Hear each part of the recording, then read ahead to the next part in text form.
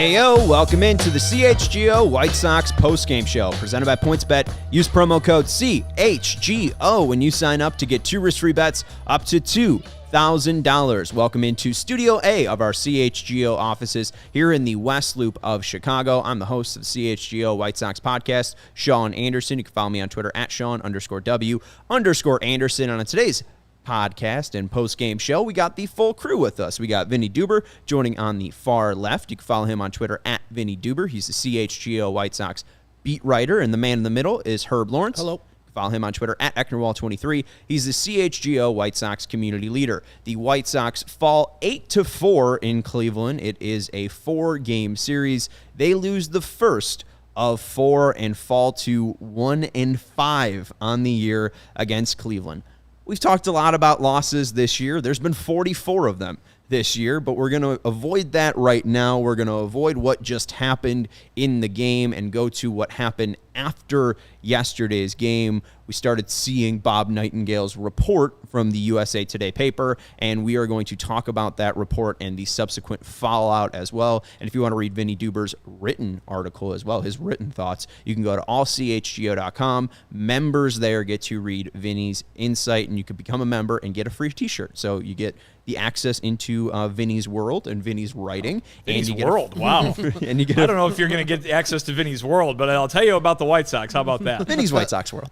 And then you also get a free t-shirt as well and access into our Discord as well, where we've been talking to fans throughout the entire game as well. Let's go to Bob Nightingale's report and just get into it, guys. This was published on Sunday, and Bob said in the report in USA Today, "No one has been more disappointing than the Chicago White Sox, who must take a good hard look at what went wrong if they missed the playoffs. There have been a lot of whispers of unrest, clicks, and the lack of player leadership inside the clubhouse, tearing apart this talented team." All right, Vinny, since you just wrote about it, unrest, clicks, and lack of player leadership. Is that how you would describe the White Sox clubhouse? It's not, and obviously I will start by saying that, I'm not in there for every minute of every day. We get half an hour, basically every home game to go in there and see what's going on. At least from my perspective, I've been struck, this year as obviously different, obviously impacted by the results, but not drastically different from what we've seen the last few years. I still see the same personalities coming in there: Tim Anderson and Jose Abreu, Liam Hendricks, Eloy Jimenez. This is a group that has embraced those personalities in years past. A group that, go back to 2020, and when it was really easy to see because there were no fans in the stands, it was literally all you were seeing and hearing was what was going on in the dugout. Easy to see that these guys were having fun. They were a model for having fun, I would say. Something that started under Ricky Renneria. When Tony La Russa came in and took and got the job, it was his intention to not disrupt that. A culture that had been rebuilt along with the roster, right? Has very much seemed like a strength of this team, both before and after Tony La Russa came in. The players have complimented Tony on that very thing, letting them continue to be themselves, letting them continue to have the same culture that was established before he got there. He wanted to earn his place in that. They've been extraordinarily complimentary of the way he treats everything from a family's perspective, and you maybe saw last year the T-shirts that the guys were wearing that said family on them. I think that really struck a chord with a lot of the guys, and Liam Hendricks, when I talked to him on Saturday, brought that up, said the guys are still wearing those T-shirts. It's something that they think about. All that said, there's no doubt that losing has had its effect. And, this is a team that has had, guys, shockingly disappointing results to this point in the season. Nobody expected them to be anywhere near where they're at, and that's in a bad way. They are in third place. They are under 500. Sean, you were reading on the pregame show, they haven't been above 500 for a very long time this season. And I think when I've talked to guys, when we, the collective media, have talked to guys like Tim Anderson and Josh Harrison, for example, they've said, yeah, we're still having fun, but boy, we'd like to be having some more fun. And they're very willing to admit that stems from the fact that the results are frustrating. This is obviously not what these players want to be doing. the words from Bob Nightingale and some of the Chicago media appearances he made today were, yeah, they're frustrated. There's a lot of frustration. That's not shocking given the things that they've gone through this year. And Liam Hendriks even said that to me, that, you know what, because of that, at times it's been hard for them to keep up that high energy level that they have really kind of made a brand for themselves over the last few years. I mean, this is the change the game White Sox we're talking about here. You know, Tim Anderson being the face of that, and that at times it has been difficult to muster that energy, that's what they have to do. But I will say that to a man, none of them have lost belief yet, at least in the comments that they give to us. None of them look around the clubhouse and say, we can't win with this group. They say that they know that they can win with this group. It's just a matter of doing it. I completely understand that people are very sick of hearing that, because it's what they've been hearing for 3 months now. But when it comes to describing these intangible things, and I understand people are looking for answers, right? They're looking for an explanation. How can this possibly be happening? This is nowhere near what was supposed to be happening. That people go to those intangibles. Oh, there must be something horribly wrong because these are the same guys that have produced in the past, right? But I will just say this, from what we've heard from everybody, be it Tony or the players, the leadership is not a problem. The vibes in the clubhouse, as they, to use a word they always use, are good. I think this is a group of guys that like each other, that get along, that cannot win right now, and that is what's causing some frustration. Well, and it seemed like you at least laid out or outlined at least probably 4 player leaders that stick out: Jose, Tim, Liam, and Lucas. Is that correct? I definitely would put Lance Lynn in that Lance category well. too. Perhaps, certainly just as much as any pitcher on this team. Yeah. Okay, so 5 player leaders that have stuck out. I mean, this and is there are something others. we talked about this there are entire others, year, you know, but yeah, those are the ones that jump out. Certainly, Jose and Tim are the ones who are most often cited as being those leaders. Jose is not a stand in front of the team and yell at everybody kind of guy. He is a go about your business every day, follow my lead, and you guys will get good habits that I have learned over my career. And certainly, you look at Luis Robert and Yoan Moncada and Eloy Jimenez, you listen to them talk, they're mini Jose Abreu's in their approach and their attitude. And certainly that's what the White Sox dreamed when they kept Jose Abreu here throughout this rebuilding process. Tim Anderson, as I think you have a quote to show, Liam Hendriks told me the other day, he's the guy that's going around the clubhouse, making sure everybody is doing their work, doing their job, focused on what they're supposed to be focused on. Both Liam and Tony, and we have these quotes recently about Tim's leadership because of Tim's election to the All-Star team. Rave reviews. And I can't speak to whether some of the other guys, their styles have been as effective through this adversity like they have been this year. Certainly we can ask the guys, and I would not expect them to say anything but good things like they have in years past. But certainly when it comes to Tim, he's been commented on recently quite a bit, and they couldn't have anything better to say about him. So when I hear the player leadership issues, I go to the things that we've been told, not just this year, in the last couple days, and hear a clubhouse that's raving about their leaders. Herb, before we get into the TA quotes and the quotes on his leadership, and we got some more Bob Nightingale stuff as well, what have you made of this rumor and the subsequent fallout and the way the team has reacted, and then also basing it off of what you know about that clubhouse and what Vinny's told us? I mean, Bob is oft wrong, but also he's the one who broke the news about Tony La Russa being the manager of the White Sox. So obviously throughout the years, you've seen that Bob has the ear of either ownership or front office. So there's, to me, where there's smoke, there's some fire. But I'm not going wholeheartedly into what Bob said, because then I listened to his interview on 670 The Score, just a lot of platitudes. I heard from other teams' players that the White Sox are talking to them, a lot of stuff that wasn't like solid. Like he's not hearing from the source. At least it didn't sound like he was getting a leak from somebody specific at the White Sox. So yeah, there could be discord. I mean, and clicks kind of is a weird thing. Any baseball stadium that I've been into, or any clubhouse I've been to, usually the Cubs or the Sox, back in my days when I was not covering it, but I was just a producer, Spanish-speaking players usually are in the same spot. The White Cats, who from southern roots, are usually in the same spot. Brothers are in the same spot in the area. You just want to sit by yours. it's not a clique. It's just you're comfortable with your people around you, especially the Spanish-speaking cats. And it happens whether there's winning or losing going Exactly. on. Right. And so, yeah, you'll see that in the open clubhouse, in the open dugout. You'll see sometimes, everybody's congregating and there's white cats and Hispanic cats next to each other. But for the most part, you'll see the people who speak Spanish by the people who speak Spanish. There's just a comfort level there. I don't think necessarily cliques is the right thing. I'm not in the clubhouse, but these guys, and from Vinny's words and from other people who have been in that clubhouse, they don't seem too worried about each other. Like, they seem like still that they're pulling on the same rope, but they're not getting the same results they got last year. And frustration from that could lead to arguments in the clubhouse because you're our family. You're around these people more than you are around your actual family. How long you spend at the ballpark? Like 10 hours at the ballpark with these guys? You're going to be frustrated with their guys, especially when you're failing. So, yeah, that's what I take as this is what this is. Not necessarily that the White Sox clubhouse is fractured beyond repair. Well, and tomorrow, too, they're going to have a doubleheader. So if you don't like being at the ballpark, well, you're probably going to be there for about 15 hours or so tomorrow. So that is definitely something that is probably weighing on them. But you mentioned this earlier, too, Vinny. Winning's going to help everything.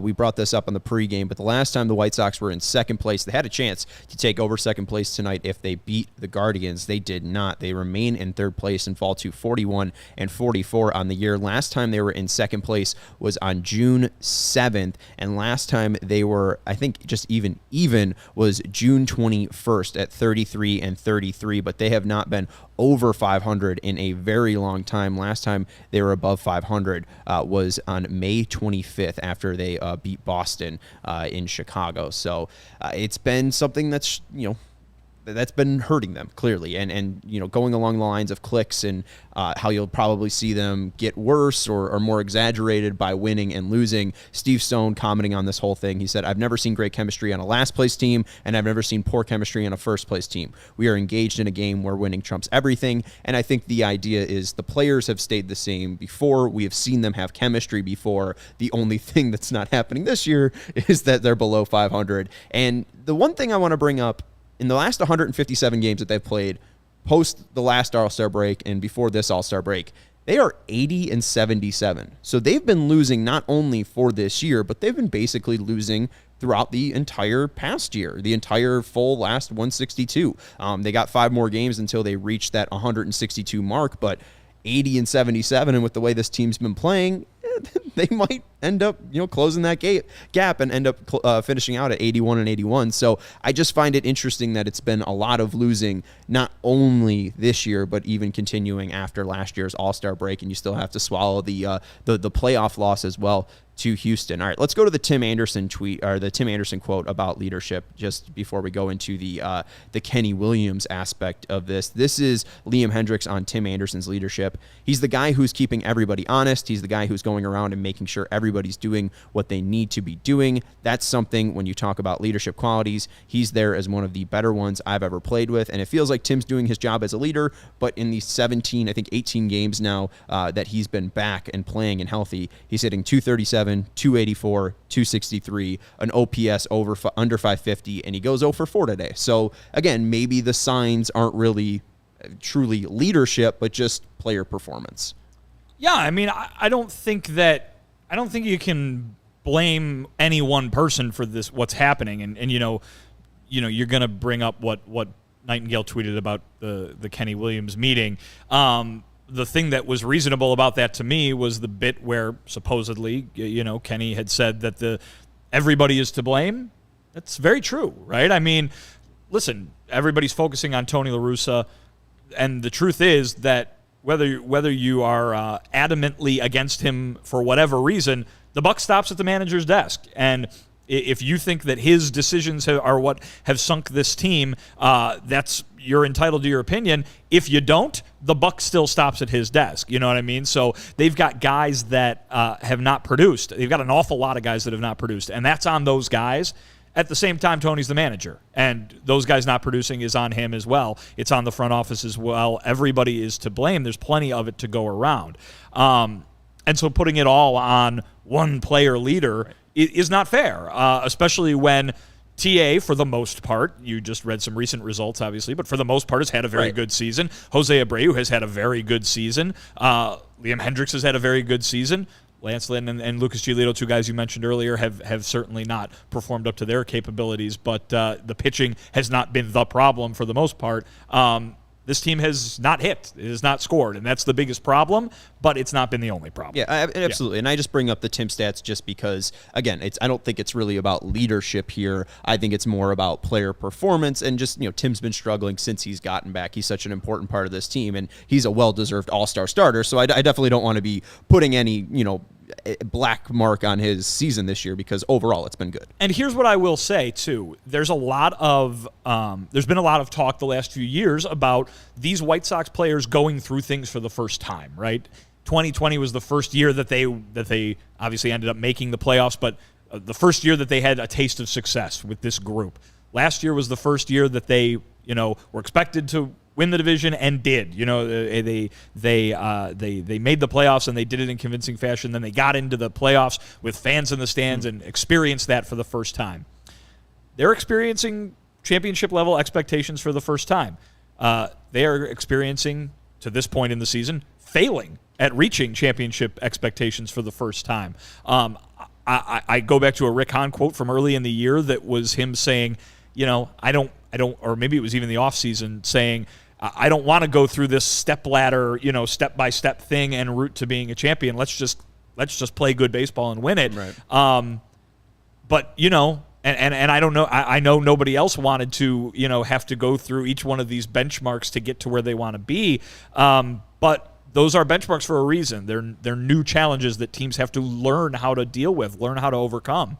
The White Sox are failing that challenge this season. It doesn't mean that this entire whole rebuild procedure is washed away, but it can be some kind of an explanation in that you got guys that don't really know how to handle this. Well, but it is baseball, so I do wonder, Herb, maybe the rebuild did go wrong. I mean, we saw this with the Cubs. You wouldn't really think after the 2016 year, with how many young players contributed to that championship team, that, in 2019, by the end of 2019, they'd all be off the team. Joe Madden be fired. Theo Epstein would be gone. We know that windows can close in baseball quickly. So I don't know if this is the window closing or not. Maybe it's a bad stretch. I don't know how you feel, but I worry that this might end up being the close of the window, just because it wasn't perfect, and you need to be perfect in baseball, because we've seen the Dodgers be competitive for 11 years, 12 years, but they only have one World Series. As they say, is hitting is contagious. I think losing and failing is contagious too. They haven't got out of their own way, and it's, you see glimpses like today. Coming back from 5-0 down, you saw the home run from Yoan Moncada, the double right there from A.J. Pollock, down one run. All right, here we go, some fight. And then the regular old White Sox, Lance Lynn gives up a couple runs there, 8 earned today. So maybe it's just contagious once they see, okay, here we go, we're about to get over the ledge, like we've seen so many times. Okay, we came back versus the Angels, fell just a little short. Oh, we took 2 out of 3 versus the Yankees. Here we go. We swept the Giants. Yeah, swept the Giants. Here we go. Took the last 2 of the Tiger series, even after failing earlier in the homestand. Aloy comes back, and you win in 10 innings, and have 5 times you come back from we got a 8 deficit. games in 7 days versus our 2 top rivals in our division. Here we go. Never have they gotten over that hump. Maybe just maybe they're just failing as a collective unit. I don't think for a second that Luis Robert is the player that has shown up this year. He's been fine, not good, and not great like I expect him to be. Eloy Jimenez has been hurt a lot, and he has not been the player that I expect him to be. I don't think this is the finished product of Eloy Jimenez. Neither do I think that Yoan Moncada is the guy that has showed up this year so far. So to say that the window's closed, or do I think that maybe they over-evaluated their team and this team has been over-appreciated or overrated? Right. No, I don't think so. I just think they're underperforming greatly as a unit, and I think that's contagious for everybody. You see Lance Lynn? Well, yeah. Lance Lynn, top 5 guy last year. I know he had surgery. On his knee, but he's not this. That guy sucks. today. He is terrible. I mean, the first inning wasn't necessarily bad and like he's just getting rocked.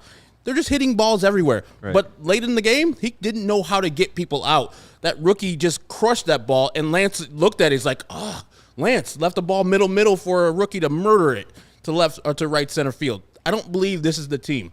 But it is you are the team that you are. You are your record that you stayed out there. Right. I don't think this is the real team. But I've been saying this for fucking months, so maybe they are the team. Well, and I know, and I think that's what every fan is feeling right now is, what are the excuses anymore? I feel like we've kind of said, there's no more excuses at this point, yet the team really hasn't turned it around just yet. But again, it is still early. They're not mathematically eliminated. Let's go to Kenny Williams because he kind of apparently spoke to the team on Friday about their efforts. If we can go to the Bob Nightingale tweet. Chicago White Sox president Ken Williams addressed the players and staff on Friday about their underachieving performance this season, reminding them of their talent, but it was time to focus and pull together. No one was absolved from staff to players for the team's woes. Herb, I'll go to you first. What do you make about Bob releasing that on Sunday, saying that there's clicks, there's at least they're not the clubhouse is not clicking on every cylinder right now, and then you have Kenny Williams apparently addressing the team on Friday. What do you make of this? I'm glad that somebody in that front office I'm sure they're pissed off. I'm sure the suites that they're in watching these games have a lot of holes in them from chairs being thrown from these performances. And I know they go home and take it personally every day. Kenny, Rick, all of them. But it's good to see that they're addressing the situation head on and talking to the players, especially during that Friday. I don't know if he did it Friday after the game or Friday before the game. It doesn't really matter, but it's good to see that. Now, it's only a report from Bob. Take that with a grain of salt with Bob Nightingale, but he does have the White Sox ear from time to time. So I feel like if he's naming Kenny specifically as well, he has to have that based in something. Ken wants to have this out. Kenny wants to have this out. It specifically has to be him, Rick, somebody within the White Sox that told Bob that specifically. So maybe he does, in that first report that we put out here, had a little bit more that he was letting on when he went on with Score today. Because, he wants to keep his own stuff for his own publication, USA Today. Don't want to spill the beans for Odyssey all the time. So maybe Bob was saying some things and just letting a little out. And then today he had the splash about Kenny Williams addressing the whole team as a whole. I mean, this had to happen. I thought it would happen earlier, but maybe the guys are just a little bit more patient than I as a fan. So I don't know. Like it kind of worked. They won the last two games versus the Tigers. Yeah. Does he need to come every day when they lose a disappointing game and turn over a table? And I don't know what the tone was. Was he mad? If I know the Kenny that I know, some cuss words were said, and he was stern. And he was telling the motherfuckers, hey, let's get this shit to go. Let's go. Stay in White Sox business, you sons of bitches. Vinny, what do you make of Kenny Williams? Because I think, a lot of fans remember him as the general manager of the 2005 team. But ever since Rick has taken over, Kenny has, kind of stepped back into a larger role in the organization. I think when fans have heard from him recently, it's been around the George Floyd incident, and then also about getting black youth into baseball more. So what about this, where Kenny's stepping and talking to the players? Well, I mean, make no mistake. I think people, because Kenny doesn't do a lot of interviews anymore, make a lot of media appearances, think that he is not as involved as he is. And from everything we've heard, he is still extremely involved in all the decision-making that goes on in the front office. Obviously, Rick Hahn is the face. Rick Hahn is the voice of the front office right now. And so, all the decisions from the outside are viewed through the guy who's talking about them on a daily basis. But it is important to note that whenever Rick talks or whenever anybody else, any other member of the organization brass talk about decisions that were made, there are multiple names listed, and Kenny is always among them. So he is very much what he is, which is the vice president of baseball operations. So Kenny is very passionate about the White Sox. Obviously, everybody knows that. Probably why he's cussing. Everybody knows that. So I'm there's no doubt in my mind that he is feeling the frustration that anybody else rooting for this team to succeed is feeling. What I'll say about Bob Nightingale's tweet is that the things that were allegedly brought up, yeah, obviously this team has talent. Obviously this team needs to pull it together. Right. Obviously, time is running out. Obviously, there's blame to be had from every single person that's impacting the games right now. None of that should come as a shock. People are just maybe raising the eyebrows over the supposed source of that because you don't usually hear about the team vice president going down and talking to the team. But especially this team, because this team is very quiet. This team is very insular. Just noticing them and working in this city for the past 3 years, I feel like they have the least amount of rumors that slink out of this organization. But at the same time, they have the most amount of things that people think they know about this team, I think. You know what I mean? Like people have opinions about, fans, observers have opinions about what's going on behind the scenes without having the evidence to back it up, let's say. And some of those things end up being true and some of them don't end up being true. So you have to, in my opinion, in my job, you go with what you see. You go with what you're told. You can't guess. And so I think that's the thing that I think about when you move forward. The things that I said earlier today about the clubhouse, it's what I've seen and what I've heard from the players. That's what I can give you. If you don't believe it, that's fine, but then you're believing something that you're thinking rather than you're knowing kind of thing. So people are mad. They should be mad. The team is disappointing, very disappointing. If the players are mad, they should be mad. They're supposed to be playing a lot better than they're playing. So I don't think that the clubhouse is in crisis or anything like that. I do think that the team better figure out how to play better baseball, or they're going to be one of the more underperforming teams that you could think of in this season. Yeah, and you started talking about platitudes and Bob using platitudes on the score. He said the great managers always have players that lead. You still have leaderships in that clubhouse. Look at Tony La Russa's teams in Oakland and St. Louis. They always have veteran leadership, whether it be Molina or Pujols in St. Louis, McGuire or Dave Stewart in Oakland. You got to get guys to jump on each other. If they don't do that, the manager's got to do it, but a lot of times the manager can do what he wants, but you get better respect from each other in that clubhouse and not have cliques and just not go through the motions. So he's talking about teams that won. He's talking about teams that won the World Series. Right. I mean, seriously, he's talking about teams that won the World Series. You don't think there's ever been a team with veteran leaders that didn't win the World Series, that really underperformed? You don't think there's ever been a team that won the World Series that didn't have that kind of veteran leadership? I mean, you're talking about teams that had results. And again, I'm not saying Bob's wrong. Bob has sources. He's an established reporter. That's fine. But I will say this: I don't think that a team can be judged. A team's leadership cannot be judged solely on its record. Yeah, it can help it. It could hurt it, but it can't. But it's not the only thing. And it feels like the narrative is piling onto the results more so than it is explaining them. Right. Even though I understand that everyone's looking for an explanation because this is confounding. This is befuddling. But don't rush to pile on with a narrative just because the team's not playing very well. Did you know that our Pujols has only won 2 World Series? So his leadership didn't work all the rest of those years. That's true. Mike Trout is a horrible, horrible leader, and that's why Tommy Come Pham on, guys, let's play harder. slapped Jock Peterson. Anyways. Otani's like, let's pitch harder. Come on, guys. And the Angels are just bad because they can't lead.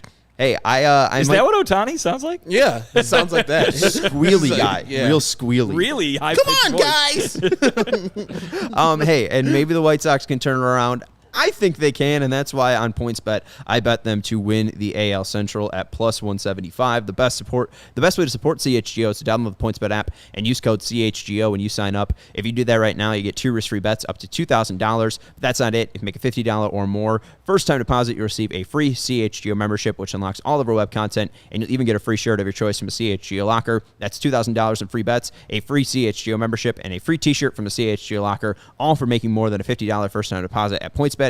If you have any questions, you can email pointsbet@allchgo.com, and we will help you out. And if you're looking for a great live betting sports book, Your home for live and play betting just got even better. If you see an edge in the game you're watching, if your favorite team is primed for a comeback, don't just watch the game. Bet along with it live. There's more live betting, more live markets, and faster live cash outs with the PointsBet app. So what are you waiting for? It's time to elevate your live betting game. Download the PointsBet app right now and use promo code CHGO. Once the game starts, don't just bet. Live your bet life with PointsBet. If you or someone you know has a gambling problem and wants help, call 1-800-GAMBLER for crisis counseling and referral services. And our next partner has a 100% plant-based protein shake that gives you nutrition that works as hard as you. I have to tell you about OWYN, which stands for Only What You Need. All of their products are free of artificial ingredients. They're allergen-friendly. There's no gluten or dairy, and they're easily digestible. Unlike the White Sox season, it is easily digestible. And whether you're drinking the chocolate flavor, the vanilla flavor, the strawberry banana flavor, or the salted caramel flavor,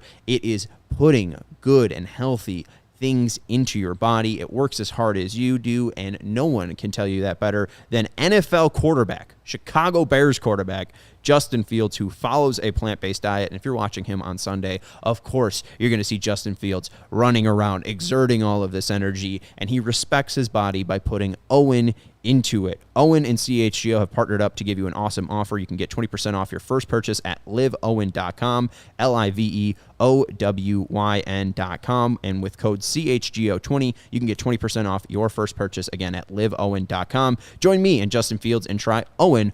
Only what you need. Okay, we avoided it for 32 minutes, but now we get to talk about the White Sox 8-4 loss in Cleveland. Let's start with the positive. I think there's probably only one from this game, and it's Yoan Moncada. Maybe Joe Kelly as well, but let's start with Yoan Moncada. Yoan Moncada with a 3-run homer, and he really felt like, this game is back in action after the bad 5-run inning, first inning from the Guardians. Their Sox are down 5-0. Yoan Moncada gave the White Sox some hope with a 3-run homer. And that starts with Lurie Garcia getting the single to start that inning off. I mean, Yoan Moncada's been hitting the ball really well lately, not for power, but to see that ball go over the fence in Cleveland was just so amazing, especially down 5-0. You think a team could just give up. Lance threw about 40 pitches in the first inning, and you're like, God, this shit again. But then Yoan Moncada with that 3-run home run, and he hit the ball hard. I think 3 out of the 4 times he was up to the plate today. So that is a promising sign to see that Yoan Moncada is driving the ball finally. Maybe he's feeling a little bit better, and he's seeing the ball a lot better. That will be a key factor if the White Sox want to capture this AL Central crown. Yoan Moncada being in the 2nd spot, being in the 6th spot, being in the 5th spot, wherever he's at, can hit the ball hard like he has did today. Yeah, I mean, he's a guy that's got to get back to being himself, and he's looking like it a little bit more recently. It's funny, I think we were all waiting for, it to be like happen in one game, and it did happen in that one game, right, when he had 5 hits in Detroit. But it's been a little slower, and that's okay. The idea is that he just has to get back to doing what he can do. It's looking like he's on the way there. It might not have happened overnight, but he's a guy that has to do it. Heck, as we've been saying all year long, anybody needs to do it right now for this White Sox team, score some runs. But he looked good. He even had a couple other really hard hit balls that were wrangled by the Cleveland defense. So, the one that they couldn't get went over the fence, and that's something you want to see from Yoan Moncada and the White Sox in general. Yeah, absolutely. And Moncada, after he hit that home run in the 3rd, followed it up with a line out that was at 107 miles per hour off Quantrill. So he absolutely was seeing Quantrill well today after the first at-bat, because the first at-bat was real ugly from Yoan Moncada, but I think we can blame that on the shade after what his 2nd and 3rd at-bat looked like. So Moncada looks like he's returning to form, and also looks like A.J. Pollock might be returning to form a bit. Just had the game-winning hit off Gregory Soto against the Tigers. What was that, on Sunday? And today he goes 2 for 4. What's the importance of A.J. Pollock? Because we've now seen Gavin Sheets develop, and he's kind of found something after returning from AAA. Andrew Vaughn, we haven't seen him out in the outfield a ton. Aloy's going to be taking up time. If A.J. Pollock's going to be playing, it feels like the lineup might get a little bit too clogged, which is funny to say for an offense that's been struggling. But A.J. Pollock, Gavin Sheets, Andrew Vaughn, Eloy Jimenez, you got to find spots for them all. There's only 3 spots, basically. I mean, A.J. should be used to this. His years with the Dodgers, where he would be platooned, where he would get a couple of bats during the week, and then sometimes he would sit out because the Dodgers had a lot of outfielders out there that had to get some playing time. He would get the majority of the playing time. But, yeah, he should be used to, getting 2 games in and then sitting out for 2 games and then returning to the lineup. If he's going to be hitting rocket shots down third base, baby, he's going to get more opportunities than being on the bench. So it's really good to have him. He came in clutch yesterday with the game-winning RBI single versus a lefty. And if that's what he is, just a platoon bat that goes against starts versus lefties and an occasional right-handed start, cool. And if this is how he's going to perform, I'll love it.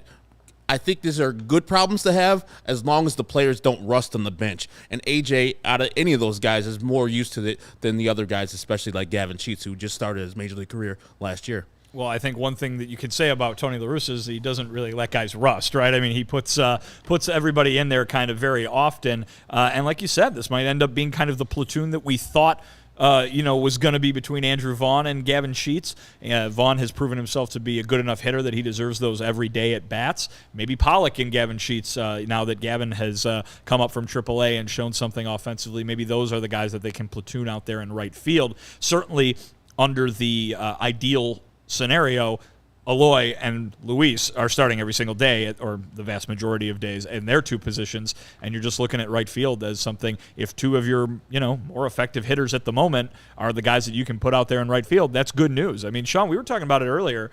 The trade deadline's coming up, and the White Sox, no matter if they're still under 500 in another, few weeks, they didn't rebuild to be sellers at the deadline, and I think that they're going to still try to add where they can. Certainly the bullpen is a place where teams always add. Every contender will do it every single year. But we're looking at it, and it's like, well, where do you put that big addition, that that injection that's going to really kind of spark the team moving forward?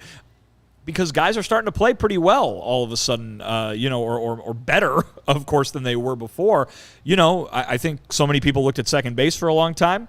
Josh Harrison's been fantastic the last month and a half or so.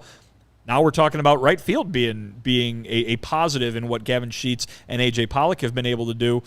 Where are you going to go out and get somebody? Now, obviously, I'm not saying that there's nobody out there better than what the White Sox can field at either of those 2 positions, but certainly when you talk about needs, they seem kind of vaguely offensive now than they do pin down a position that they need to go target. Yeah, if I'm the White Sox, the more and more I think about this, I don't know if you have a traditional trade deadline, because I don't think A.J. Pollock, even though it was a good trade in the moment, especially with what Craig Kimbrell has done this year, I think that was a smart move, but I don't know if A.J. Pollock fits on this team. You got him for right field, to play right field and man that position. But most of his innings this year have come in left field. Well, and now but you have your left Eloy. fielder's been hurt most of this year. Right, but I mean, we haven't seen. Have we seen Pollock? I guess he played left field today. I think that you probably just won't use him that much. I would rather see Engel and Sheets probably out in right field. I just think that you could probably cycle some guys out and add some guys in. I think you need new talent rather than fixing a position or fixing a need, because the needs seem to be changing with every week, basically. So you're suggesting A.J. Pollock also going in the trade deadline to some other team? I think, I know Johnny Cueto's been so important to this team, but he has value right now, and I think that this team isn't winning because of Johnny. I mean, I guess they did win on Saturday because of Johnny Cueto, because he threw 8 shutout innings. But I think you didn't come to the dance with A.J. Pollock and Johnny Cueto. And if you truly are speaking to the guys that their talent needs to pick up, that's to the guys that have been on this team before. I don't know. I think that you might need a little bit of adjusting of talent here on this team. So kind of like not even like a straight out white flag, but you're rebuilding on the move, but also just hoping that the regular 9 that you wanted to put out there are just going to perform as they do, and then get some assets for Johnny Cueto, who is overperformed, and A.J. Pollock, who can be a good filler on somebody else's team. But that's selling. That's selling. But those two guys are helping you out right now, especially Johnny Cueto. I mean, Johnny Cueto's on a different level than A.J. Pollock is at the moment. But, I mean, you're talking about straight up trading, right? Like, you want to trade guys who are doing good for guys who might help you win the division. Like, those two guys can help you win the division, right? Certainly one of them. I think, though, yes, Cueto has been a revelation. Cueto has been fantastic. Probably the second best pitcher on the White Sox this year. And if you asked us that in Starting January, pitcher, certainly, yeah. If you asked us in January who would be the second best White Sox pitcher on July 11th, obviously everyone's answer would be Johnny Cueto. Right. But I just think that, if you truly think, if Kenny Williams is talking to the team saying, your talent needs to pick up, that still puts Pollock behind Eloy talent-wise, Vaughn talent-wise. I don't know about Sheets, but Robert. Right, but what does losing those two guys do for you in 2022? I don't know if you have enough to go out and get what you want. Like you talked about, if you get a big acquisition, where are you going to put them? I don't even know if they have enough to get that big acquisition, so I think you might need to unload some smaller pieces. Cueto's still your fifth starter, I think, in their mind, because you extended Lance Lynn for a reason. Kopech as well is a long-term project. You're not going to get rid of them. And Pollock, you have a lot of outfielders that kind of do the same thing. You have a ton of outfielders that can hit left-handed pitching. I mean, what advantage does Pollock give to you? I think Pollock could give an advantage to another team that doesn't hit left-handed pitching as well, but maybe you can get a left-handed hitter that can hit right-handers. That's where this team struggles. Johnny Cueto, I think Davis Martin has been pretty damn good when he's gotten used. I think that if you use him against specific teams, I think that he could have good enough success, just like Johnny Cueto has been having this year, to where you can be in the position to win.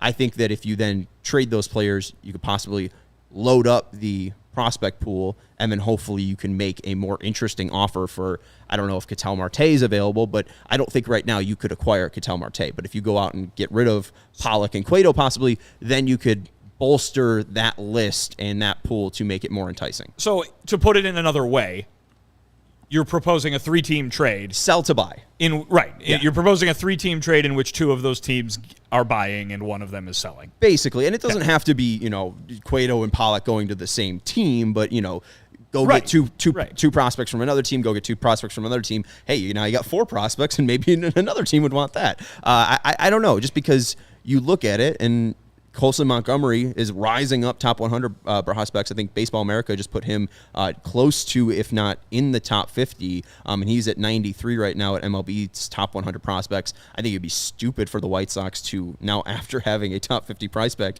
less than a year after drafting him, would be pretty stupid to trade him. So I think there's one prospect off that list. I just think you need to get more for this team, because I don't think they have a ton that's super interesting. And free agent-wise, it's really Michael Conforto still that's out on the market that the White Sox can add. I mean, it's not like, Jerry can go out and be like, oh, well, we'll just throw out money to a guy who's a free agent and maybe he can help add talent to this team. I don't think there's that guy out there. And I think you need to be creative, just like the Braves were last year, if you truly want to change this team and give them a different type of momentum or feeling. And a team like the White Sox are kind of desperate right now, so they're probably looking to make moves that are big-time splashes, and Colson Montgomery is probably the first name out of the opposing GM's mouth. And maybe, Rick and Kenny want to hold on to him, which they should, as Jesus Shuttlesworth says that he's 53 now on Baseball America's list. But if they don't have necessary other people, other prospects out there to trade with another team, then they get desperate and include Colson in the thing. Your trade ideal about Cueto, which I've been proposing, like Cueto's been great. I think he's been performing way above his head, so I don't want to see the other shoe to drop with him. Get the most value out of Cueto right now. Now A.J. Pollock's not at the top of his game. He's still valuable. He's still a major league veteran that he can be plugged into a team that maybe didn't think they were competing right now. And all they need is a guy that can slug left-handers, maybe coming off the bench, and you get some prospects from them. And then, as you say, Sean, get somebody that you need in Ketel Marte or Josh Bell, whatever you need, another slugging left-hander. Right, and I think like the only other name too that's out there, just because there's not a ton of teams that have exactly what the White Sox need. Like the other name that's out there is Brendan Drury. Like, I mean, I don't know if there is having a nice year. He's having 18 home runs already his career year. Only the first time he's ever been over an OPS plus of 100 after playing like 70 games. So, could that just be Cesar Hernandez all over again though? I mean, that guy was having a career year and then he fell off the map for the White Sox. Again. So. You could get him again. He's go get national, Washington 2. Nationals legend. It's like Robbie Alomar. We got him like 7 times. If at first you don't succeed, try again. Absolutely. It'd be nice to see, Kyle Schwarber if the Phillies wanted to trade him, but I don't think the White Sox would have enough, and I don't think the White Sox could just acquire a player of that caliber. And I think even getting a guy like Josh Bell would be difficult. I mean, not only are you just trying to get the team that you're trading with to accept the offer, but also you have to beat the other 29 teams. And the other 29 teams, I guess 28 if you're trading with, but those teams have way more to offer than you at this moment. So Kenny has the wheel, man. Sean Figgins is coming over. Love Sean Figgins. Sean Figgins honestly was a game changer, just like Strava CBD coffee is a game changer, and it has helped thousands of people to help improve their overall wellness and quality of life. Strava delivers delicious, fresh roasted coffee infused with organic broad spectrum CBD. CBD from hemp doesn't make you high or hungry, but it does offer real benefits that can help you. It can help you feel alert and focused without the jitters. It can help you live your day more balanced with less anxiety and fewer aches and pains. Plus, including CBD into your daily routine can help you enjoy a more restful sleep so you wake up feeling your best. I like the decaffeinated, maximum strength Strava CBD coffee. It helps me go to sleep. I get a warm beverage in my body before I go to bed. The CBD kicks in, and about 45 minutes later, my restless legs have stopped. I feel all de-anxious, and I feel ready to get the best sleep of my life. The best part... De-anxious. I didn't know where to go with that one. Tap dancing is one hell of a skill. The best part, Strava is all about quality. Everything is in small batch, fresh and stripped straight to your door. Strava is also offers concentrated full-spectrum CBD tinctures for those looking for a more traditional CBD format with a powerful entourage effects of benefits. CHGO listeners can save 25% off their entire order when they use code CHGO25. That's 25% off your entire order at StravaCraftCoffee.com. That's STRAVA craftcoffee.com when you use code 25 CHGO25 at checkout. Discount coupon valid on non-subscription purchases only. One use per customer. Again, you get 25% off your entire order at StravaCraftCoffee.com using code CHGO25. Let's get into Lance Lynn's start today, because there are some concerns in the White Sox universe after today. Let's look at the pitching line for Cal Quantrill and Lance Lynn. California Quantrill going 6 innings pitched, 4 earned runs allowed, 8 hits, surrendered, 1 walk, and 3 Ks. Lance Lynn, 4 innings pitched, 8 earned runs, 9 hits, 2 walks, and 3 Ks. Not what the White Sox want to see from Lance Lynn. He's making $18.5 million this year and $18.5 million last year. Joe R. saying, folks, it was a bad start. How are you guys viewing this? Is it just a bad start? Is it just a tough rehab or coming back from an injury and a surgery? Or is Lance Lynn cooked? It's obviously tough coming back from the surgery. I mean, we'll see how long it continues, and I think that's really been the surprising thing for this, is that I don't think anybody expected that there wouldn't be any rust, but the rust has lingered, and if it doesn't go away, then you're just talking about rust, and that's not what you want, obviously. Lance Lynn has struggled, no doubt about it, and certainly no one is more upset about it than Lance Lynn, knowing him. It is surprising. It is not something that you would have expected. It is trouble for the White Sox, no doubt about it.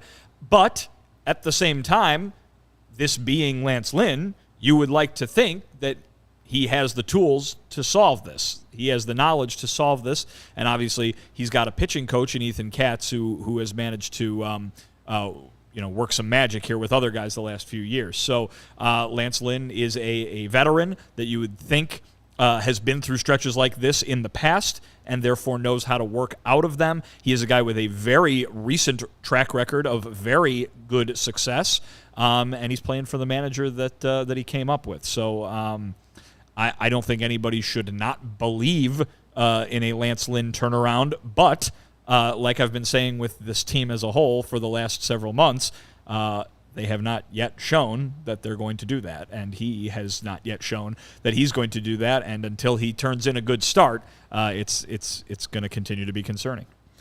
It was a bad start, but I don't think that first inning was the 5 runs. If you just didn't watch the game, you're like, Lance Lynn gave up 5 runs? That's what true. a bum. Yeah. No, it's just a lot of dinks and dunks, balls right back at him. It hit him one time. Balls just dropping right over infielders. It wasn't necessarily Lance being bad. Now, he was left in, and we both disagreed with him coming back for the 5th inning. I thought that coming back in the 2nd, 3rd, and 4th and having that strong outing for Lance, and I think he finished with 90 pitches before he started the 5th inning. He was 86. So I was like, okay, good job. You can feel good about this outing after a while. Your team has come back. They've made it 5-3. I think at the time when he was in the game, it's 5-4. And so, cool. Go and get Matt Foster. Go and get Raylo. Go and get some other person from the bullpen and let them start the 5th inning. But, Tony let him in there, and Lance kind of get lit up right there in the 5th inning, and I think let him in one batter, probably 3 batters, too much, but of course he got crushed. This is disappointing because his last start was versus Minnesota. He got 5 earned runs in that game. This one, 8 earned runs, and his next start will be on the road versus the Twins later on this week. So for the White Sox to do well this year, they're going to need Lance Lynn. Top 5 Cy Young Award winner last year. He was in that conversation. He was our best pitcher along with Carlos Rodon. For him to be off this year, the White Sox are going to be off. I think it was definitely 3 batters too long. I agree with you that he probably should have been done after the 4th inning. But, Franmil Reyes hits a single up the middle, and they don't take him out. Then he hits Jimenez with a pitch, and they still don't take him out. And then Jones hits a double that drives in and clears the bases basically and makes it a 7-4 game instead of being 5-4. And he didn't back up that play right there because he was frustrated by giving up a rocket double right there to Jones. So even though you're mad at yourself, you got to still play the game, and he's a little out of it right there. So, yeah, I don't like his performance today. He just needs to get out of his own head. The pitches look good. The frame, the speed looks good. It doesn't look like he's laboring or anything like that. He's just missing his spots sometimes. So I just need him to get right for Minnesota. It's a huge game next time he starts. Yeah, let's talk about that because you're right. It didn't look that bad. It just has horrible results, 8 earned runs. The average exit velocity that he gave up today, 87 miles per hour on 18 balls in play. Yeah. So, that's nothing. Not him getting killed. Grounders. 95 miles per hour is the average. Not really anything that jumps off the page. There was no home runs given up by Lance Lynn. I think he allowed a double off Nolan Jones, but I think really outside of that, it was mainly kept to dinks and dunks and just the Guardians putting balls in play. So I agree with you. I don't know where the changes need to be made. His fastball, his cutter, and sinker were so good last year. All of them had a negative 7 run differential or lower. They're all about around 0 right now, so they're basically not getting the job done. I don't know. Let's look at his pitch mix here because, again, the balls were hit, but I don't know if they were killed. Called strike plus whiff percentage is something we like to look at. MLB average is 27, so Lance was at 24 today. Not great, but not horrible, and it doesn't really feel like it should have been an 8 earned run start. I don't know. Lance probably definitely not happy after this one. 8 earned runs, 4 innings, just not getting the job done, and we know the White Sox pitchers in their minds, they really want a certain outing. They want at least 6 innings. They want 3 earned runs, so this is obviously frustrating for him. As we looked earlier in the year when Jose Abreu wasn't hitting, but he was scalding the ball, sometimes the results won't match what your process is, what you're doing correct. He's given up soft contact, what you're supposed to do. Maybe he's not striking out guys like he did last year. Strikeout numbers in the last couple starts have been down, but he's given up soft contact, and they're just falling in. Maybe eventually he can strike a couple people out. He can get the results that he needs because this Cleveland team is probably the wrong team to be that guy who's getting soft contact against because they're fast as hell. They have a lot of contact, a lot of bat-to-ball skills, and they do the job. And once a guy gets on, they move that guy over or they hit it hard with the next guy. We didn't get hit hard by Ramirez today. It wasn't Josh Naylor crushing us. It was the speed of Franmil Reyes that crushed us. Stolen base, number 5, right, Vinny? 5th career stolen base. Yeah, the Franimal. Yeah, it didn't come back to bite him. No, it didn't. But Joe Kelly might want to work on something about holding on runners if Franmil Reyes is taking bags. But he's got something else to work on. He did have a scoreless 6, which is good for the White Sox to see. Joe Kelly? Joe Kelly's got a razor. See him clean shaven today. Oh, I saw thought Tanner you meant Banks. a razor scooter. Oh, no. I mean, he probably has that too, and a razor phone. But he got a razor. He's like, hey, it's time to change it up. Well, bro was looking right today. Hey, Tanner Banks joined the Mustache Club. He did. So, I mean, true. they're passing around the razor. Gavin Sheets used it as well. He's all clean shaven. So, they got something working around in there. And maybe they need to do something like that. You see the Tigers and their coach, they said if you win 6 games in a row, you get to shave my head. Just have a little fun, you know. White Sox put the bounty on somebody's head. Super Joe will take away your glasses if you get 6 games in a row. Debo, you got to grow that white ass beard out again for us to get if we get 6 in a row. Here's the thing. Have some fun. Our guy Bob was going around, I think he said this on Unfiltered with David Kaplan, but saying that White Sox players were talking to other teams about Tony La Russa and about their frustration with the team. That's where Bob said that White Sox players were talking to other players. Maybe they just need to go after Tony. You're saying Joe McEwing, you're saying Darryl Boston, maybe Tony. Maybe Tony has to grow out a beard until the next win, and then they get to shave it and whatever facial hair they want. Can Tony grow a beard? Do you think Tony's beard would kind of be Lovie Smith-esque? Oh yeah, big and all white, straight stark white. But it looks. I don't even think I've ever seen him have stubble. Does he have stubble? No. He probably has shaved it since he was like 20. That just doesn't mean like every day he wakes every up day, at like 6 a.m. and people just do that. I know people do that, but it's just weird, shocking but that people do that.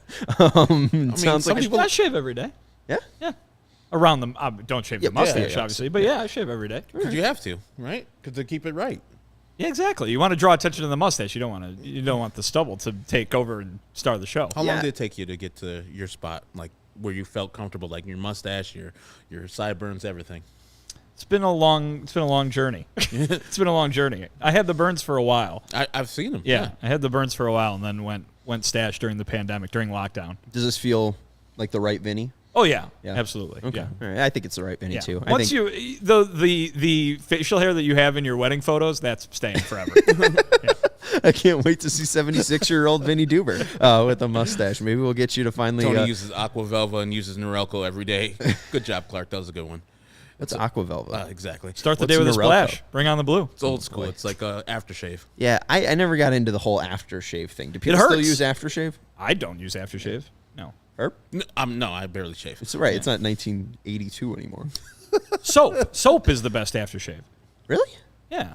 Oh. Because just shave in the shower. I have That's what I do. Oh, Yeah. well, that's fair. Yeah. I use the what's it called? The alum block. You guys ever use that? The alum ALUM block. No, I'm not rich like you. I'm wow. making it's up like words. $5. Knock it off. The alum block. You're making that up. ALUM, alum block. I don't know. Whatever. All right, let's talk about the doubleheader tomorrow. We will be joining you for a pregame at 5:30. The second game is at 6:10, so we will have a pregame for you at 5:30, and then we'll have a postgame for you after game 2. But there are 2 games tomorrow. You got Davis Martin on the bump for the Sox at the 1:10 game, and then you have Shane Bieber on the bump for the Guardians, and I guess it's 12:10. It is 1:10 Eastern 12:10 time. Central, So yeah. 12:10 Central time. Davis Martin versus Shane Bieber. Herb, how you feeling about Shane Bieber coming up against the Sox? His last start, he didn't pitch too well versus the Tigers. And if the Tigers can hit him, hell, let's hit him. Yeah, the White Sox never really hit Shane Bieber well, I don't believe. So it seems bleak. It seems really bleak. Like we're going to lose 2 games in a row to the Guardians because they have their ace on the bump. We got some rookie Davis Martin going out there. But hell, stranger things have happened. The White Sox versus great pitchers or pitchers who are at the top of the league this year have done well. So maybe the White Sox have a plan for Shane Bieber. They've seen him enough. So, hell, do something and get him tomorrow. Wrap it up. You'd hope so, but opponents from the White Sox against Shane Bieber, a 208, 253, 330 slash line, which is good for a 584 OPS. Not great, Vinny. Oh, that's not good? Okay. It's not good. That is, as you would say, that's ungood. I mean, I'm saying stranger things can happen. We keep on getting beat by bums. Maybe we can finally continue our streak versus top-level pitching and do well for some 3 runs versus Shane Bieber would be phenomenal tomorrow. Last time the White Sox saw him was back in April of a doubleheader as well. The Cleveland team won that 11-1, 6 innings, 4 hits, 1 earned run, no walks, and 7 Ks for Shane Bieber. And you got Dart Martin on the bump for the White Sox. What do we expect from Dart? Dart's been an interesting guy to see this year, and an interesting story, just seeing how the White Sox have used the pitching lab to kind of take this guy to the next level. Hey, for the most part, he has put them in a position to win. And that's what they want more than anything from their starting pitchers. And for the most part, he's done that, whether in starter, and I believe he has a relief appearance too, in which he helped him out pretty well there. So, it's fine. You could be in way more dire straits for the second game, or the second starter, we'll call it, of a doubleheader. I mean, you saw some of the guys that they've run out in bullpen games and stuff like that, and a lot of teams look at a doubleheader and say, fingers crossed with some of these guys that they send out there to pitch. So the White Sox could be in a lot worse spot than they are with Davis Martin, who has done well for them this year. Dire Straits, great band. Great band. Last 3 starts for Davis Martin in Charlotte: 4 innings, 1 hit, no walks, no earned runs, 9 Ks, 4 2/3, 2 hits, 2 earned runs, 1 walk, 8 Ks. 4 innings pitched, 5 hits, 2 earned runs, 2 walks, 7 Ks. So it hasn't been dominant, but has been effective. What's that? Why am I doing math on a podcast? 9 plus 8 is 17. 7 plus 7 is 24. 24 strikeouts in his last 3 AAA starts. Chef Seymour has a super chat. I can do this. 199 is the super chat. Shout out to Chef Seymour. What moves do you guys want to see happen for the team? I don't know. At this point, Vinny kind of pointed out the holes on this team are interesting. Hard to define. Yes. They're general. They're not specific, which is, I don't think, helpful. Yes, it's not helpful, and I also feel like what we would define as needs, the front office wouldn't, because Josh Harrison and Leary Garcia have been playing fine enough, I think, in their minds to not make a change at second base. I feel like most people would say probably an upgrade at second base would be welcomed. Right field, Gavin Sheets has been hitting well in the past 17 games, but we saw in the first half of the season he struggled a lot and needed to be sent down to AAA, so I think people would probably think a left-handed bat was needed. If you needed to nail it down, I know we threw out Josh Bell, we threw out Brandon Drury. What do you think this team needs? Josh Bell, that's just my pipe dream, because I've been wanting him for a long time on the White Sox. He would be one of the 17 designated hitter / first baseman if he was to be acquired here. He really doesn't play the outfield, but the White Sox would probably play him out there if need be. He's just a solid switch hitter, and his lefty bat would be a welcome addition here. Now, that's going to cost you some real players. I don't know if the White Sox have that. Same thing with Ketel Marte, what you were saying earlier.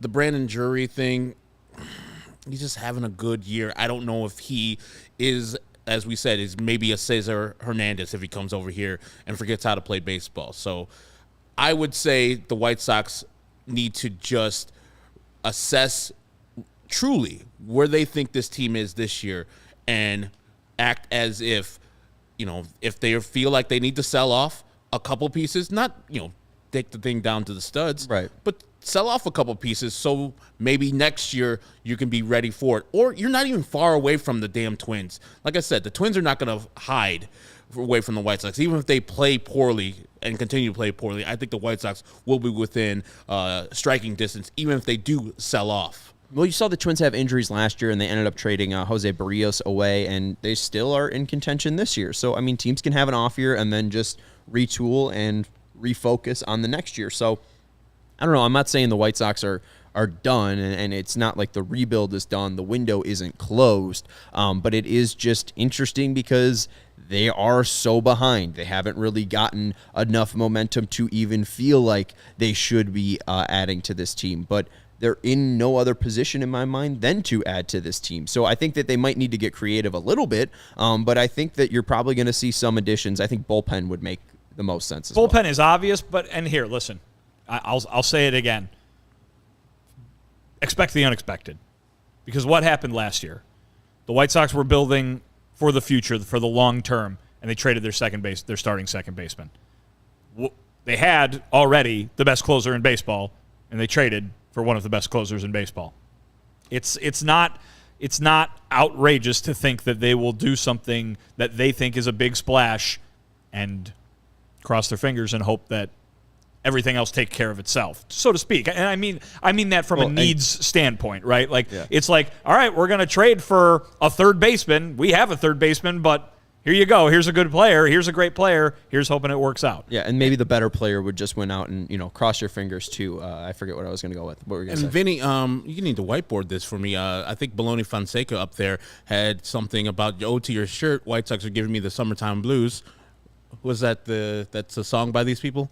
Well, this is The Who, who I'm these sure you've people. heard of. I've heard of them. The Summertime Blues is an Eddie Cochran song from back in the 50s, but it was part of The Who's live repertoire for a long time and ended up on a couple of their live albums. Just like Pearl Jam stole Bob O'Reilly. From The Who. Exactly. That's why I made the reference. I've heard of The Who. Yeah. There was one other thing. They're on first. There was one thing I wanted to say. I totally, completely. Thanks, Steven. Thank you for getting the Abbott and Costello joke. I swear to God, there was another thing. I hate this brain. I totally had another point to bring up, but whatever. That's going to end it for the CHGO White Sox podcast. Stumbling to the finish line. Did I derail you, Sean? Woof. You did derail me, but I'm I sorry, don't know. brother. Yeah, I lost it. I don't know.